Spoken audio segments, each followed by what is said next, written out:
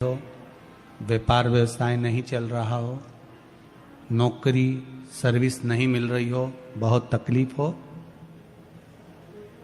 7 बेलपत्री केसर को घिसकर चंदन बनाकर बेलपत्री पर बीच वाली पत्ती पर ओम लिखना है। दोनों पत्तियों पर भी एक आद्यशक्ति जगदम्बा के नाम की केसर की बिंदी लगाना है, दूसरे में श्री गणेश रिद्धि सिद्धि के नाम की बिंदी लगाना है। शिव जी पर समर्पित करते जाना, शंकर को चढ़ाते जाओ। सोमवार की अष्टमी के दिन भगवान शंकर को बेलपत्र समर्पित जरूर करना चाहिए, वो भी शाम के समय पर। आप लोग तो जानते होंगे कि सोमवार की जो अष्टमी होती है शंकर और पार्वती के मिलन का दिन होता है। किसके मिलन का है? जम के बोलिए। शिव और पार्वती के मिलन का दिन होता है सोमवार की अष्टमी का दिन। साल भर में लगभग 4 या 5 सोमवार की अष्टमी पड़ती है, इससे ज्यादा नहीं पड़ती। पर भाग्यशाली हो आप सब, अब की बार तो लाइन से 2 बार पढ़ रही है। शायद एक 27 दिसंबर की पढ़ना चाहिए और एक 10 जनवरी की पढ़ना चाहिए, जहां तक ऐसा उम्मीद है। अभी देखा नहीं पंचांग, और ऐसा उम्मीद है कि 27 दिसंबर की पढ़ना चाहिए और 10 जनवरी की पढ़ना चाहिए, सोमवार अष्टमी।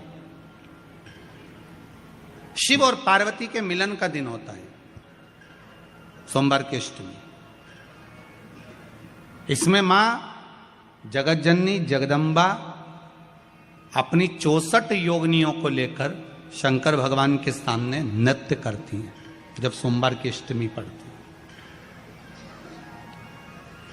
जैसे शिवरात्रि का महत्व होता है, उसी तरह सोमवार की अष्टमी का महत्व होता है। जब 64 योगिनियां माता शंकर भगवान के सामने नृत्य करती हैं, तब भगवान शिव उठकर खड़े होकर उन 64 योगिनियों को अपने हस्त कमल पर धारण करते हैं। और हस्त कमल पर धारण करते हैं तब उन 64 योगिनियों को लक्ष्मियां प्रदान करती है। लक्ष्मियों को, लक्ष्मी माता को वो 64 योगिनियां दी जाती है। लक्ष्मी मैया उन 64 योगिनियों को भगवान विष्णु के पास लेकर जाती है। भगवान नारायण उन 64 योगिनियों को ब्रह्मदेव के पास लेकर जाते हैं। उन 64 योगिनियों को ब्रह्मा जी ब्रह्माणी को प्रदान करते हैं। ब्रह्माणी उस 64 योगिनियों को ले जाकर मां जगतजननी आद्यशक्ति को देती है। आद्यशक्ति उन 64 योगिनियों को ले जाकर शिव को समर्पित करती है।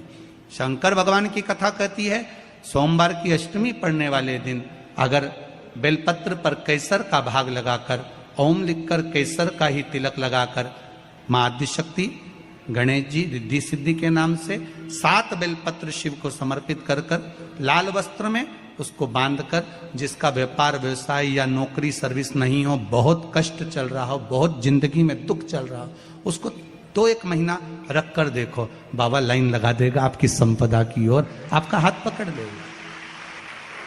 सोमवार की अष्टमी शिव को रिझाने की होती है, भगवान शंकर को मनाने के लिए, शिव को प्राप्त करने का एक साधन है।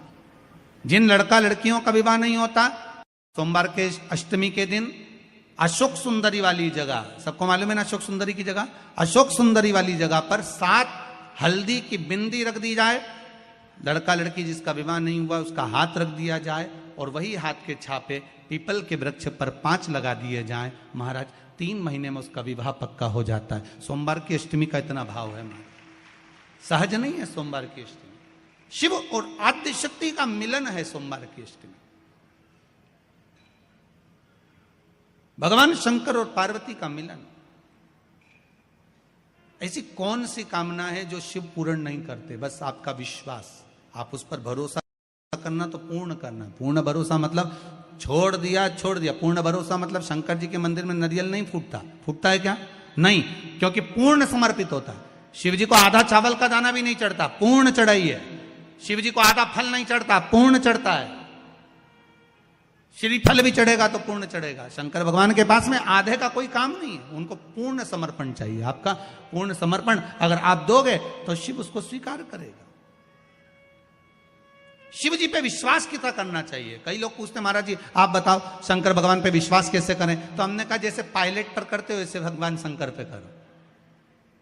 जैसे ट्रेन में बैठते हो तो ट्रेन चलाने वाले ड्राइवर पर करते हो, ऐसे शंकर भगवान पर करो। बस में बैठते हो तो बस के ड्राइवर पर करते हो, ऐसा भगवान पर करो।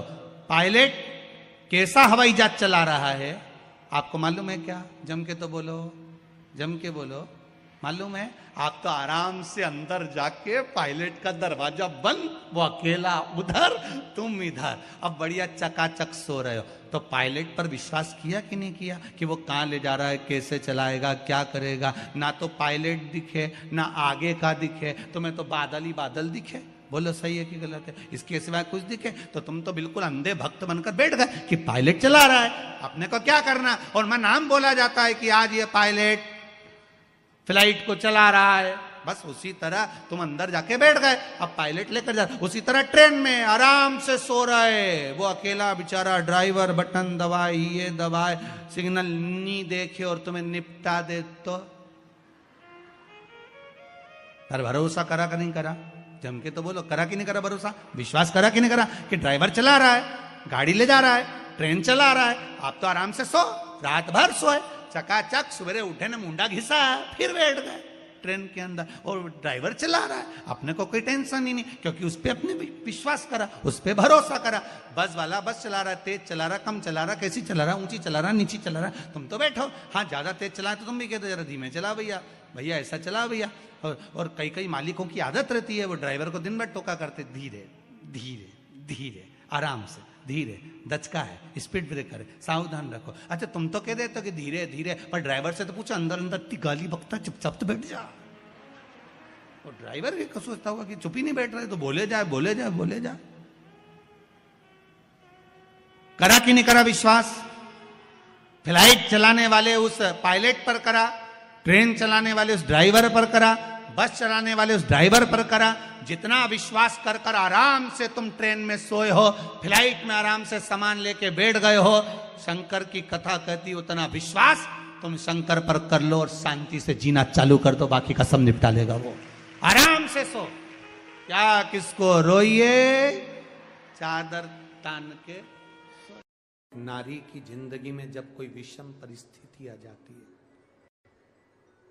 एक नारी की जिंदगी में जब कोई विषम परिस्थिति आ जाती है और उसकी आंख के आंसू जब सूखते नहीं हैं, बड़ी दुखी होकर वो अपने घर में रहती, कहीं पति मदिरा में डूबा है, परिवार के लोग अपशब्द कह रहे हैं, ताने दे रहे हैं, गालियां दे रहे हैं, और वो सोच कर बैठी अब जिंदगी नहीं चाहिए भगवान, तू ये जीवन अब मत देना। जिसकी बहुत गति बिगड़ी किसी नारी की जिंदगी जब इस तरह से जी रही होती है, शिव पुराण कहती है केवल एक चावल का दाना, एक अक्षत, एक बेलपत्र और एक पुष्प की, लाल पुष्प की पंखड़ी, जो सोमवार की अष्टमी के दिन मां मालिनी के नाम से, मां गौरा के नाम से, आदिशक्ति के नाम से, 3 नामों का स्मरण कर कर, मालिनी, मां गौरा, आदिशक्ति का स्मरण कर कर जो अशोक सुंदरी वाली जगह पर समर्पित कर देती है नारी, उसकी जिंदगी से दुख समाप्त हो जाता है और वो खुशी की ओर अग्रण्य हो जाता है। मां मालिनी कोई साधारण नहीं है, गजमुखी है ये, जिसके मस्तक, जिसका शीश गज का है, साधारण नहीं है ये। मत्स्य पुराण कर रही है, विष्णु धर्मोत्तर पुराण कह रही है, और नव दुर्गा उपनिषद कह रहा है, ये मालिनी मां कोई साधारण नहीं। उसका नाम का स्मरण हमारे, एक नारी बहुत कष्ट की अगर जिंदगी जी रही है तो उसको एक बार अपने जीवन में उपाय करना चाहिए, उसको जीवन में एक बार मां गजमुखी मालिनी का स्मरण करना चाहिए, उसकी भक्ति कम नहीं, दुख समाप्त। वो गजमुखी मालिनी, एक लाल चंदन में भिड़ा हुआ अक्षत, एक बेल पत्र, एक फूल, लाल फूल की एक पंखड़ी हो, फूल भी नहीं हो तो पंखड़ी भी, मां मालिनी गजमुखी को जब दिया जाए तो वो सुख प्राप्त करती, शंकर भगवान के जितने संतान उतना गजमुखी मालिनी ने अपने को गोदी में खिलाया। अशोक सुंदरी को, गणेश को, कार्तिक षडानंद को, जया, विषहरा, शामरीवारी, दौतली, देव, ये सब कन्याओं को, बेटों को मां मालिनी अपनी गोदी में खिलाती, दुख समाप्त कर देती। जब कोई चढ़ाता है ना अशोक सुंदरी वाली जगह पर ये वस्तु, तो मां मालिनी उसको गोदी में खिलाती, उसको दुख नहीं आने देती। मां होती।